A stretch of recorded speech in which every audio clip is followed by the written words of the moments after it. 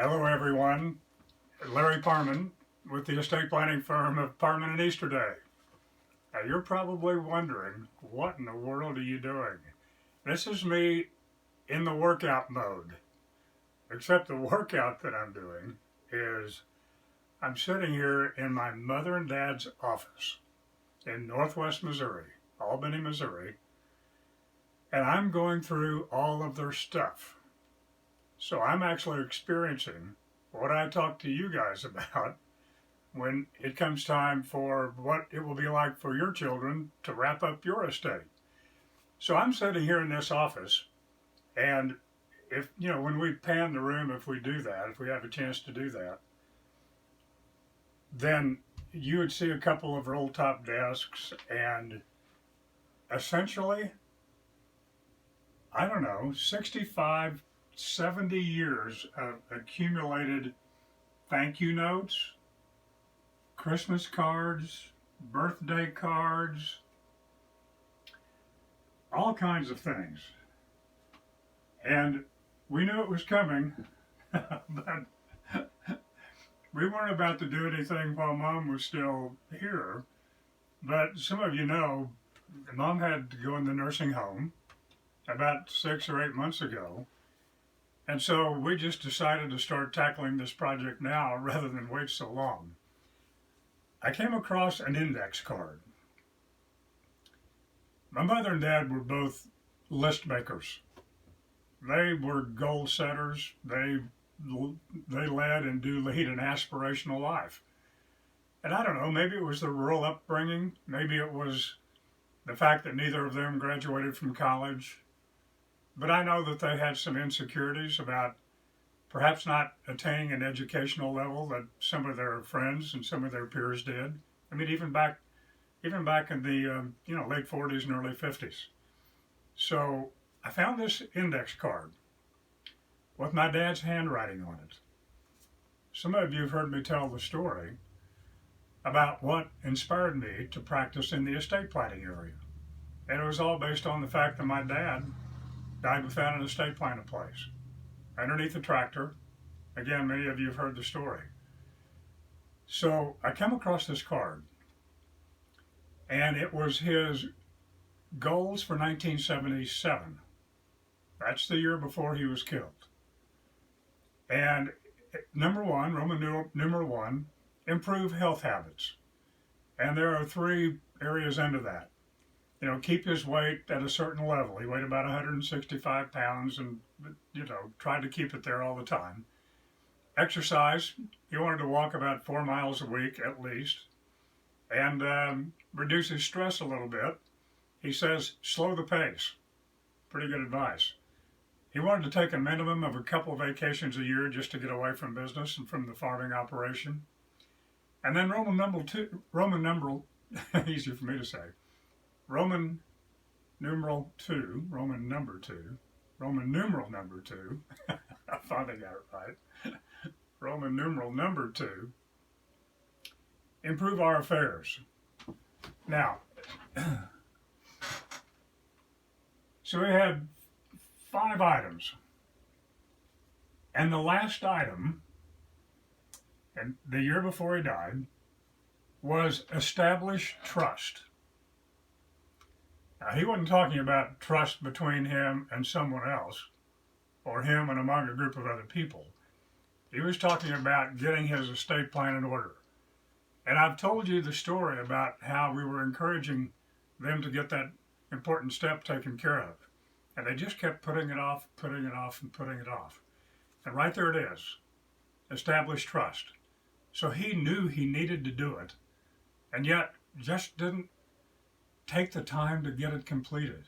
So when I found this, first it was great to see anything in my dad's own handwriting, but this tattered card tells all. And it confirms what I've been telling people for 30 years. The importance of getting it done, and because of his experience, the price and the cost to the family of not getting it done. So I'm sitting here with lots of memories. I've gone through so many things it's hard to describe, and some of you have experienced this. My mother kept all kinds of different quotes. I want to share a couple with you. This one caught my eye. Laughter is the sun that drives winter from the human face. That was by Victor Hugo. Wasn't that great? My mother was state president of BPW, the Business Professional Women's Group, and a board member of the National Foundation. And this is a quote by, of all people, Marilyn Monroe. And somehow it caught my mother's attention. I don't mind living in a man's world as long as I can be a woman in it. I thought that was pretty good. And then some of you may remember the actress Jessica Tandy. And I thought this caught my attention. A reporter asked Jessica Tandy when she plans to stop acting. And the 86-year-old replied, "When I'm ready to stop, you'll read it in the obituaries." Good advice. Keep going. So I've been going through these, and of course they all touch your heart. And, you know, they just, my mom and dad were both aspirational people, as I said before. And this is, this is an emotional experience to go through all this. I found things like I haven't found mine yet. I know they're here somewhere. Our United Methodist Church attendance pins. You know, where you have the wreath or the pin and the wreath around it, and then the bars underneath. Some of you may have some of those. But anyway, and lots of pictures and a lot of memories come flooding back.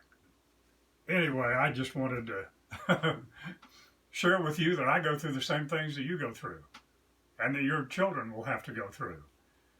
And, you know, they will, like me, sit here unshaven, with a t-shirt on, a workout shirt, and they'll go through those, and if they're smart about it, they'll take the time to go through virtually every single thing you have. Because they might find a picture tucked in something that you left among other papers. They might find a note that you wrote that reveals a little bit about who you are and what you cared about, at least at that time in your life. So I've thrown away bills and receipts and bank statements dating 15 years ago, maybe in some cases longer. I had 3 trash bags of things that she kept. I don't think Mother threw anything away. I don't want to attach the H word. Some of you know what that is. I don't want to attach the H word to her, but let me just put it this way. She was a woman, and as was my dad, came from a very, very rural background. I mean, my mother's house is no longer standing. Neither is my dad's house.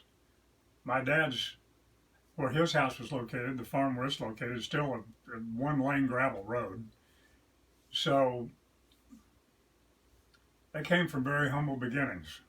And I think what I'm sensing and feeling here about my mom, as I look at these notes and just all these cards of appreciation, I mean, this is not even a tenth of the number of cards that I've gone through, of people sending her thank you notes. I mean, she was someone who was always grateful. Despite challenges coming from where she came from, marrying my dad, you know, together they wanted something better that they had grown up in. And not that there was anything wrong with farm life. They just had different places they wanted to go, different things they wanted to do, and they had different hopes and dreams. Never to forget or become unattached to their past, because that never happened. Today we still own the farm that my dad was born and raised on. So she never lost, neither one of them, but my mother really never lost her sense of gratitude. And having that attitude and that spirit fill her in everything she did. So it's been quite an experience. My brother will be here next weekend to pick up what I'm doing now. I think I may come back up and finish this off because we thought we could do it in 2 or 3 days, but that's not going to happen because there's so much more yet to do. But anyway, I'm going to shut down here for now and just say um, thanks for listening. Number one, thanks for your interest in taking care of your family. People always say, I never want to be a burden to my children. Well, guess what? Getting organized as well as you can, getting things squared away is the best starting point for that. So I encourage you to do that. Let us know if we can help. I may have some more to say later as I go through this, but anyway, it's Sunday. I hope you have a blessed day, a wonderful day. And as I've always said, you know, every day is a great day. Some are a little better than others, but they're all great days. I'll sign off. Larry Parman here. Take care.